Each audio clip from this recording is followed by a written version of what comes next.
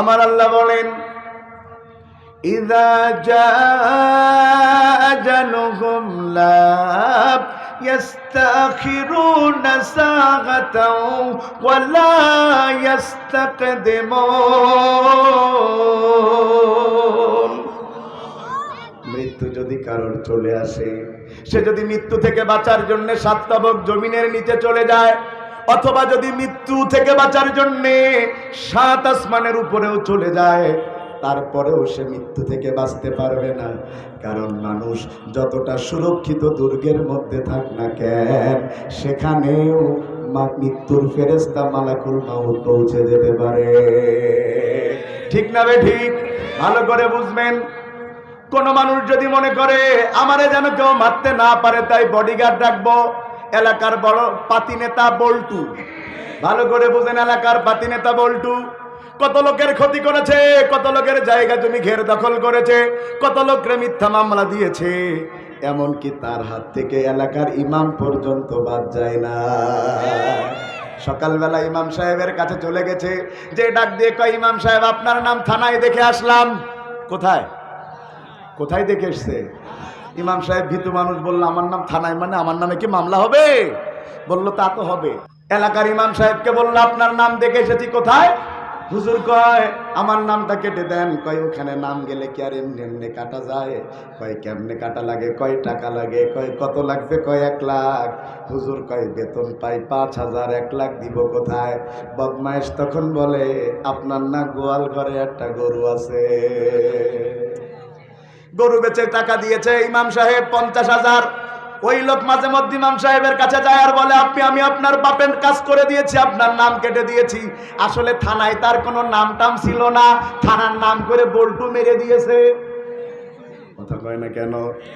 এই বল্টু মানুষের এত ক্ষতি করেছে, তার মরার ভয়, তার যেন কেউ মারতে না পারে, তাই 40 জন বডিগার্ড রেখেছে। একদিন সেই বল্টু মারা গেছে। লোকজন জিজ্ঞাসা করলো, বল্টু, ও বল্টুর বডিগার্ড, তোমরা থাকতে বল্টু মূল্য কেমনে? তোমাদের জবাব দিয়ে যাওয়া লাগবে। বডিগার্ডেরা বলছে আমরা বডির গার্ড ছিলাম, বডি তো ঠিকই আছে, একটা পশম পর্যন্ত জমিনে পড়তে দেয় নাই, কিন্তু যার রুহু সে নিয়ে গেছে, আমরা টেরও পাই নাই। কারণ দুনিয়াতে বডির গার্ড হয়, রুহের কোনো গার্ড হয় না। আমার আল্লাহ কান কুল্লু নাফসিন যায়কাতুল, জোরে বলেন কুল্লু নাফসিন যায়কাতুল মউত, প্রত্যেককে মরা লাগবে। সুম্মা ইলাইনা তুরজাউন, আর সবাইকে দিন শেষে কার কাছে ফিরে যাওয়া লাগবে? ভাইয়ের আমার মন দিয়া বুঝেন। তাইলে আমরা নিশ্চিত হলাম মানুষের মরা লাগবে। কথা বলতে হবে, কথা ঠিক? মানুষের মরা লাগবে। মানুষ কাচের ঘর বানাক, মানুষ কাচে ঘেরা কোনো ঘর বানাক, অথবা লোহার সিন্দুকের মধ্যে লুকায়ে যাক, মানুষের কাছে মৃত্যুর ফেরেশতা পৌঁছে যেতে পারে। কথা ঠিক? আপনারা প্লেন চলা দেখেছেন না? আকাশ দিয়ে প্লেন চলা দেখেছেন না? মন দিয়ে শুনেন। ওই প্লেনের মধ্যে উঠে বসেছে যাত্রী, সাতক্ষীরায় বাড়ি অথবা যশোরে বাড়ি। সে চিন্তা করলো কত জায়গার বাতাস তো খাইলাম, আকাশের ঠান্ডা বাতাস তো কোনোদিন খাই নাই, একটু জানালাটা খুলে দিয়ে বাতাস খাই। প্লেনের জানালা কি খুলতে দিবে? কথা বলে না, খুলতে দিবে? খুলতে তো দিবেই না, ওরে ধরে টুস করে নিচে ফেলে দিবে। ঠিক যেইভাবে সাবেক প্রধানমন্ত্রী ডক্টর ইউনূস আর বেগম খালেদা জিয়াকে টুস করে পদ্মা নদীতে ফেলে দিতে চাইছিল। শুধু তো ফেলে দিতে চান নাই, কয় চুবাবো আর তুলবো। আয় হায়, চুবানি গেল কই? খুব মন দিয়া বুঝেন কেন প্লেনের জানালা খুলতে দেয় না।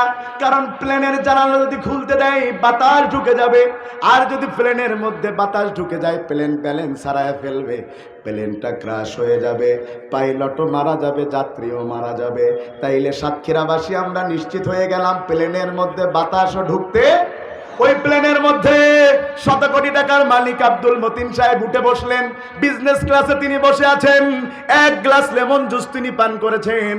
ওই লোকটা কিছুক্ষণ পরে যখন তার চেয়ারে মাথাটা হেলিয়ে দিয়েছেন, কোনো নড়াচড়া নাই, নড়াচড়া নাই। কেউ বলে লোকটা মারা গেছে, কেউ বলে লোকটা ঘুমাচ্ছে। বললো এত কথার দরকার নাই, চলো তার পালসটা পরীক্ষা করে দেখি।